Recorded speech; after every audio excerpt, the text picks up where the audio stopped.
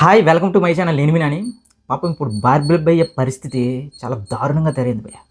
ఇది చాలా తప్పు చేస్తున్నారు సినిమా ఇండస్ట్రీ పెద్దలు, మామూలు తప్పు కాదు. ఎందుకంటే ఒక వ్యక్తి తన అభిప్రాయాన్ని చెప్పడంలో తప్పేంటి? ఆయన మీద స్ట్రైక్లు వేసేసి కేసులు వేయాల్సిన అవసరం ఏంటి? ఆయనకి నచ్చింది నచ్చలేదు చెప్పాడు అంతే. ఆయనకి నచ్చలేదు ఓపెన్గా చెప్పాడు నచ్చలేదు అని. దానికి మీకు వచ్చిన ఇదేంటి, మీకు వచ్చిన ఇబ్బంది ఏంటి అని మాట్లాడుతున్న వాళ్ళకి నేను చెప్పేది ఏంటంటే, ఎస్, ఎవరికి నచ్చింది వాడు నచ్చిందని చెప్పొచ్చు, నచ్చకపోతే నచ్చలేదని చెప్పొచ్చు. అది మనకు రాజ్యాంగం ఇచ్చిన హక్కు. కానీ పని గట్టుకొని ఒక వ్యక్తిని టార్గెట్ చేసో, లేదంటే ఒక ఇండస్ట్రీని టార్గెట్ చేసో, ఒక డైరెక్టర్ని టార్గెట్ చేసో, కేవలం తెలుగు సినిమాలే టార్గెట్ చేసో, బాగున్న సినిమాలు కూడా బాగోలేదని చెప్పడం అనేది మాత్రం ఖచ్చితంగా తప్పే.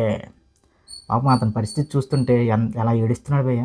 ఆ పేపర్లో పట్టుకొని, ఆ చొక్కాలు వేసుకొని, ఇవి వేసుకొని, అవి వేసుకొని, ఒకసారి అడిసేసి అంటాడు, ఒకసారి నాగవంశి అంటాడు, ఒకసారి ఏమో రామ్ చరణ్ గారి ఫ్యాన్స్ అంటారు, ఒకసారి ఏమో ఎన్టీఆర్ గారి ఫ్యాన్స్ అంటాడు. ఏదేదో మా పాపం లిటరలీ చాలా డిస్టర్బ్ అయిపోయి పాపం. ఎందుకంటే మనోడికి సీతారామం సినిమా నచ్చదు, తెలుగులో తీసిన బాహుబలి 2 నచ్చదు, ఇంకా క్లియర్గా చెప్పాలంటే సంబాల మా ఆది గారి సాయి కుమార్ అబ్బాయి ఆది తీసిన సినిమా అది కూడా ఎక్కదు.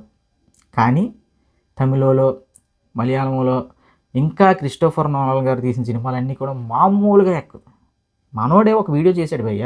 ఆ వీడియోలో చెప్తాడు, నేను అసలు తెలుగు సినిమాలు ఎప్పుడో చూడడం మానేశాను, తెలుగు సినిమాలు చాలా గ్రాండెడ్గా ఉంటాను, నా మెంటాలిటీ వేరు, నేను ఇప్పుడు అంతా హాలీవుడ్ ఏది చెప్తాడు. అలాంటప్పుడు నువ్వు మళ్ళీ తెలుగు సినిమాలకి ఎందుకు వెళ్తున్నావు, తెలుగు సినిమాలు రివ్యూలు ఎందుకు చేస్తున్నావు? మాట్లాడితే $30 $30 అంటున్నావు కదా భయ్య. నేను చెప్పేది ఏంటంటే, అసలు నేను ఎవడు $30 పెట్టి సినిమాకి వెళ్ళమంటున్నాను? ప్రొడ్యూసర్లు కానీ డైరెక్టర్లు కానీ హీరోలు కానీ హీరో ఫ్యాన్స్ కానీ నీకు ఫోన్ చేసి సినిమాకి వెళ్ళకపోతే నేను వేసేస్తాం ఇది అది చెప్పి అవడానికి థ్రెట్ ఎత్తున్నాడా? లేదు కదా. నీ ఇష్టంతో వెళ్తావు, నువ్వు చూస్తున్నావు.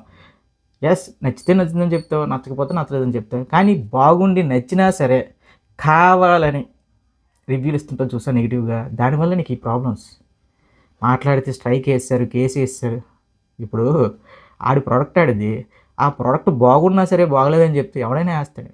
దీనివల్ల నీకు ఒక మంచి యాక్చువల్లీ బార్బిల్ రివ్యూస్ అంటే ఒక మంచి ఇది ఉండేది. మనోడు చెప్పిన రివ్యూని బట్టి సినిమాకి వెళ్ళొచ్చు కదా, ఓకే నిజాయితీగా మాట్లాడుతాడు, నిక్కచ్చిగా మాట్లాడుతాను. కానీ నువ్వు ఇలా నెగిటివిటీయే స్ప్రెడ్ చేయడం వల్ల ఏమైందంటే నీ మీద నమ్మకం పోయింది జనాలకి.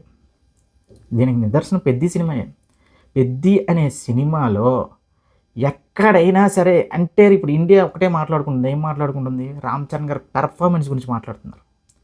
ఓకే, సినిమా నీకు నచ్చింది నచ్చలేదు పక్కన పెట్టే, అసలు ఆ సినిమాలో రామ్ చరణ్ గారి పెర్ఫార్మెన్స్ గురించి కాకుండా అసలు అవసరం లేని అసలు చాలా మైక్రో డీటెయిల్స్ ఏమంటారు చూడండి, అలాంటి వాటిలన్నీ పనికి మాలని చెత్త గురించి అంతా మాట్లాడు. పని కట్టుకొని మామూలుగా కాదు. ఇదే చెప్తున్నా కదా, ఈ మనోడు ఎలా తయారాడంటే పాపం నెగిటివిటీ స్ప్రెడ్ చేసి నెగిటివిటీగా ఉంటే, ఇప్పుడు పాజిటివ్గా మాట్లాడితే ఈ రోజుల్లో ఎవడు దేకట్లేదు భయ్య. అదే నెగిటివిటీ స్ప్రెడ్ చేసాం అనుకోండి, 2 వర్గాల నుంచి అంటే యాంటీ ఫ్యాన్స్, ఫ్యాన్స్ ఇద్దరు కూడా చూస్తారు. ఇప్పుడు అదే ఆడి ప్లస్. సో అలాంటప్పుడు నువ్వు ఇంక అలాగే ఉండాలి అంతే. అంతేగాని నాకు స్ట్రైక్స్ వేస్తారు, నాకు ఇది వేస్తారు, అది వేస్తారు అని పేపర్లు పట్టుకొని వచ్చి ఏడితే ఏం చేస్తాం మేము? మేమేం చేయగలం? మహా అయితే షేర్ చేయగలం, లైక్ కొట్టగలం. దానివల్ల ఏమవుద్ది? నీ మీద కూడా స్ట్రైక్ వేయకూడదు, నీ మీద కూడా కేసు పెట్టకూడదు. కానీ నువ్వు మాత్రం బాగున్న సినిమాల్ని బాగోలేదని చెప్పి జనాల్ని మిస్లీడ్ చేయొచ్చు. ఇది ఎంతవరకు కరెక్ట్? రే చెప్తున్నా కదా, కేవలం నెగిటివిటీ స్ప్రెడ్ చేసి బతికేద్దామంటే అది అసలు బతికే కాదు. నిజాయితీగా నిజంగా చెప్పాలి.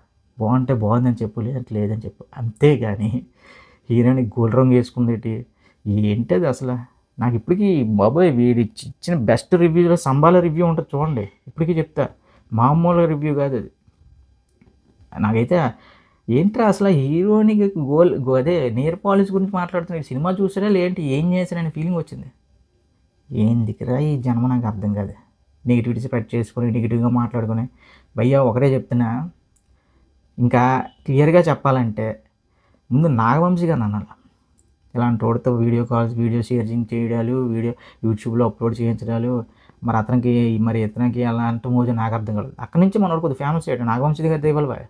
తర్వాత ఇప్పుడేమో అడివిజే సినిమాల గురించి మాట్లాడుతున్నాడు. అడివిజేష్ అంటే ఆయన టెక్నికల్ స్కిల్స్ ముందు నిజంగా అసలు అడివిశేష్ గారి సినిమాగ్రఫీ కానీ ఆయన సినిమాలు కానీ one of the best technician అని చెప్పొచ్చు ఇండియాలోనే. సో అలాంటి వ్యక్తి మీద ఇది మాట్లాడే మాటలు ఎలా ఉంటుందో తెలుసా? ఇండియా అదే చాలా అంటే కమ్మగడుతూ అంత ఇదిగా మాట్లాడతారు తెలుసా? అంటే ఎస్ ఎవడిష్టం ఆడితే మళ్ళీ మాట్లాడితే నేను భజన చేయను, నువ్వు భజనే చేస్తున్నావు, నీకు అర్థం కావట్లేదు. దురాభిమానులు భజన చేస్తున్నావు నువ్వు. నేను చాలా వీడియోలో చెప్పినట్టు ఓపెన్గా చెప్పేస్తున్నాను. రామ్ చరణ్ గారి ఫ్యాన్స్, ఎన్టీఆర్ గారి ఫ్యాన్స్ ఉన్నారనుకోండి, రామ్ చరణ్ గారికి దురాభిమానులు ఉంటారు, ఎన్టీఆర్ గారికి దురాభిమానులు ఉంటారు. ఆ దురాభిమానుల యొక్క భజన చేస్తున్నావు నువ్వు. అరే నీలాంటి వాళ్ళు ఎంత నెగిటివిటీ స్ప్రెడ్ చేసినా, అసలు పెద్ది అనే సినిమా నువ్వు చెప్పినట్టుగా ఉండుంటే మండే రోజు కూడా ఫుల్ వద్దురా. అసలు ఇంత రెవెన్యూ ఉంటుందా ఈ రోజుల్లో? యావరేజ్ అంటే ఇంక థియేటర్ చుట్టుపక్కలకి వెళ్ళట్లేదు. అలాంటిది నువ్వు చెప్పిన విధంగా డిజాస్టర్ అయ్యి ఉంటే రెండో రోజు సినిమా ఖాళీ అయిపోయింది. మరి అంటే ఇన్ని కోట్ల మంది జనాలు వాళ్ళకి లేదా బ్రో? ఏంటి ఏం మాట్లాడుతావు బాబు నువ్వు? అసలు నీకు అసలు మినిమం అంటే చెప్తున్నా కదా, వీళ్ళందరూ ఏంటంటే నెగిటివిటీ మీద డబ్బులు సంపాదించాలి, స్ప్రెడ్ చేసుకోవాలి, ఈ ఛానల్ రెవెన్యూ పెంచుకోవాలి, ఆ టైప్ ఆఫ్ మనుషులే తప్ప వీళ్ళకి నిజంగా ఒక సినిమా నాలెడ్జ్ అనేది లేదు. అంతే. లైటింగ్ గురించి మాట్లాడతాడు, గ్రీన్ షా అంటే ఇవి కనిపించేసాయంటే వీడికి, ఇది గ్రీన్ బోర్డు కనిపించేసి అంటే ఇవి కనిపించే సినిమా అనేది ఎన్ని అనుకుంటే వీడికి హాలీవుడ్ ఏది బాగా రుచిపోయా. అలాంటి హాలీవుడ్ సినిమాలోనే బొక్కలే ఎతకాలి అనుకుంటే, మళ్ళీ చెప్తున్నా, బొక్కలే ఎతకాలని కూర్చుంటే అవెంజర్ సినిమాలో బొక్కలు ఎతకొచ్చు, బాహుబలి సినిమాలోని బొక్కలు ఎతకొచ్చు, రంగస్థలం సినిమాలో కూడా బొక్కలు ఎతకొచ్చు. ఒకటే చెప్తున్నా, ఒక మైండ్ సెట్తో నాకు ఇది నచ్చదు అనే మైండ్ సెట్తో నువ్వు అలా ఉండడం వల్ల అదేమవుద్దంటే అక్కడ నీకు స్క్రీన్ మీద ఎంత మంచి సీన్ వచ్చినా సరే ఓహో ఇదేనా అని ఫీలింగ్ వస్తుంది. అదే ఒక మామూలుగా ఒక జెన్యూన్గా ఒక సినిమా ఆడియన్గా నువ్వు థియేటర్లోకి వెళ్ళిన తర్వాత జస్ట్ ఒక ఆడియన్గా కూర్చొని చూస్తే అప్పుడు నువ్వు నిజమైన రివ్యూ చెప్పగలవు. కానీ కేవలం నెగిటివిటీయే పెట్టుకొని నేను ఇలాగే మాట్లాడుతానంటే మళ్ళీ అలా మాట్లాడిన తర్వాత పాపం ఎవడో స్ట్రైక్ వేసాడు, నా మీద కేసు వేసాడు, ఇంకా నువ్వు అలాంటి మాటలు మాట్లాడకూడదు. నువ్వు వాటికి రెడీ అయితేనే అలాంటి వీడియోలు చేయాలి. ఓకే చేసుకున్నావు, చెప్తున్నా కదా, ఎవరో ఒకరు ఖచ్చితంగా ఎక్కడో యూఎస్లో ఉండి ఇలాంటి సినిమా ఇక్కడ యూఎస్లో ఉండి మాట్లాడడం కాదు, నిజంగా నీలాంటి వాళ్ళు ప్రసాద్ ఐమాక్స్ ముందు కానీ కనిపిస్తే వేరేగా ఉంటుంది సిచ్యువేషన్. నీకు అర్థం కావట్లేదు గురు. నువ్వు ఏదో పెద్ద ఈ గాడ్ ఫాదర్ సినిమా తీసినంత డైరెక్టర్ని నేను ఆ టైప్లో మాట్లాడుతుంటే లిటరల్లీ అసలు బుచ్చిబాబు సానా అనే వ్యక్తి ఆ స్టోరీ టెల్లింగ్ కానీ అసలు ఆ కథ కానీ రాసుకున్న విధానం గురించి నేను మాట్లాడాము. అసలు సినిమా రివ్యూ చేసామంటే సినిమాలో మైనస్ ఉంటుంది, ప్లస్ ఉంటుంది, ఆ రెండింటి గురించి చెప్పాలి. అంతేగాని ఒక 99% ఎక్కడో ఒక 1% ఉన్న దాన్ని తీసుకొచ్చి 20 నిమిషాలు, 13 నిమిషాలు, 15 నిమిషాలు వీడియోలు చేసి దాన్ని ఆ నెగిటివిటీ స్ప్రెడ్ చేద్దామంటే అలాగనే స్ట్రైక్లు వేస్తారు, అలానే కేసులు వేస్తారు. ఇంక నీ పని అయిపోయింది. ఇంక నీ జనాలు పట్టించుకోవడం మానేస్తున్నారు. ఇది గుర్తుపెట్టుకో.